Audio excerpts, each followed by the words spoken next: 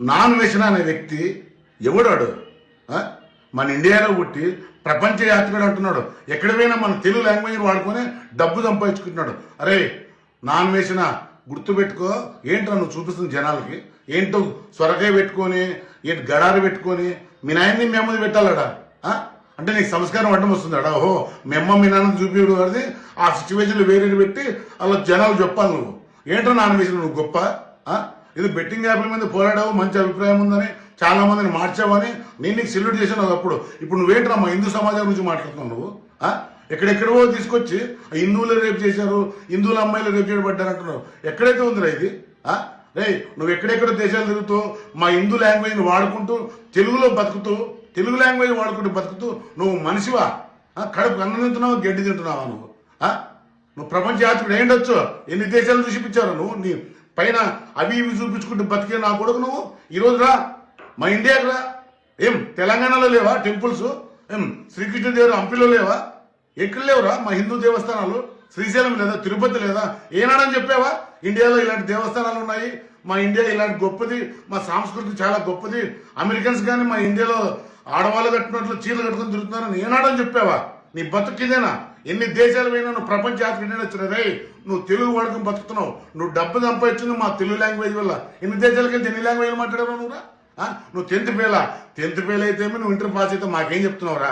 మా తెలుగు లాంగ్వేజ్ వాడుకొని బతుకుతూ ఇప్పుడు సీతమ్మ వారిని, ద్రౌపదిని రేపు చేయబడ్డారు టీషర్ట్లు వేసుకొని అంటున్నావా? కడుపు అన్నం తిన నా కొడుక, గడ్డి తిన నా కొడుక. రే గుర్తుపెట్టుకో, మా హిందూ సమాజం గురించి కానీ, మా ఆడవాళ్ళ గురించి కానీ, మా ఇండియా గురించి కానీ తప్పు మాట్లాడితే నువ్వు ఎక్కడ కనపడితే అక్కడ రా. నీకు దమ్ముంటే ఇండియాకి రా. ఏంటి దేవస్థానం మీద నగ్నంగా ఉన్నవి ఏమి అంటున్నావు? ఎప్పుడుకో ఉన్న పురాతనమైన దేవస్థానాలు రావి. కడుపు నువ్వు అన్నం తింటున్నా, గడ్డి తింటున్నావా? రే నాన్వేషణ గుర్తుపెట్టుకో, నువ్వు ప్రపంచం అంతా యాత్రికుడు ఉండొచ్చు, కానీ నువ్వు వాడుతున్న మా తెలుగు లాంగ్వేజ్ కూడా బతుకుతున్నావు. నీకు భిక్ష పెడుతుంది మా తెలుగు వాళ్ళరా. ఏ వీడియోలో పెడుతున్నావు? ఇంగ్లీష్లో, హిందీలో పెడుతున్నావు నువ్వు యూట్యూబ్లో. మా తెలుగు లాంగ్వేజ్ కదా. రే నీకు డబ్బు ఉండొచ్చురా, సంస్కారం ఉంది మాకు, గుర్తు పెట్టుకొని మాట్లాడు. మా ఇండియాలో చాలా గొప్ప దేవస్థానాలు ఉన్నాయి. ఎప్పుడెప్పుడో పండితులు ఎంతో మంది ఎన్నో నేర్పించారు మాకి. నువ్వేంట్రా నీ గొప్పతనాలు చెప్పేది? ఫారెన్కి వెళ్ళి నేను తేలు తిన్నా, బళ్ళు తిన్నా, కప్పలు తిన్నా, నీదో బతికేనా? జై శ్రీరామ్. ఇలాంటి వాళ్ళని ఇండియాలోకి వచ్చి తరిమి కొట్టండి. నేను మీ బాలయ్య జిటిఎల్. సో హిందువులందరూ రేపులు చేస్తారంట. ఓకే, అండ్ ఈ రీల్ లో బేర్ విత్ మై లాంగ్వేజ్, ఎందుకంటే ఎవరికి ఏ లాంగ్వేజ్ లో చెప్పాలో ఆ లాంగ్వేజ్ చెప్తేనే అర్థమవుతుంది. అన్వేష్ గాడు గరికపాటి గారిని టార్గెట్ చేసుకుంటూ మళ్ళీ ఏదో అన్ని ఫూలిష్ మాటలు మాట్లాడుతున్నాడు. ఇను నువ్వు ఖాళీ.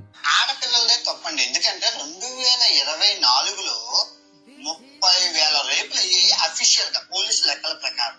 అండ్ ఎవరు చేస్తున్నారు? ఈ హిందువులు, ఈ మగజాతి. గరికపాటి నరసింహారావు గారికి మీకు మూడు వస్తుంది, ఎందుకంటే ఉప్పు కారం తింటున్నారు కాబట్టి.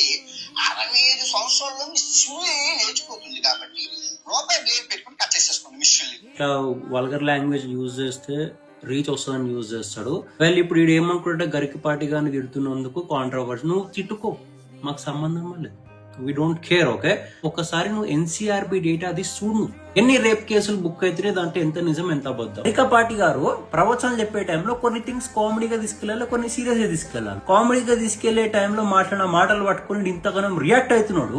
మిమ్మల్నే ఫాలోవర్స్ లాగా పెట్టుకున్నాడు, మిమ్మల్నే అంటున్నాడు రేపులు చేస్తారని. అయినా సరే సిగ్గు లేకుండా మనం ఫాలో చేస్తారు. మీరు ఫస్ట్ అన్సబ్స్క్రైబ్ కొట్టి అన్ఫాలో కొట్టి. నా అన్వేషణ బ్రదర్ ఖండించి పర్లేదు, కానీ బూతులేంటి?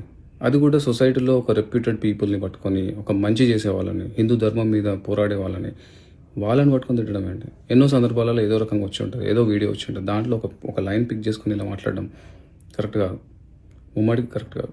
నీ పాయింట్ ఏమైనా ఉంటే మంచిగా చెప్పు, కానీ బూతులు తిట్టడం ఏంటి? అది కూడా పిచ్చి బూతులు బాగాలేదు. నిన్ను ఫాలో అవుతుండే, నిన్ను అడ్మైర్ చేస్తుండే, ఈరోజు నాకు అనిపించింది నిన్నే అడ్మైర్ చేస్తున్నా అని. అండ్ ఐమ్ అన్ఫాలోయింగ్ యూ అండ్ నేను రిపోర్ట్ చేస్తున్నా. మీరు కూడా నాలాగానే ఆలోచిస్తే మీరు కూడా అన్ఫాలో చేయండి, రిపోర్ట్ చేయండి.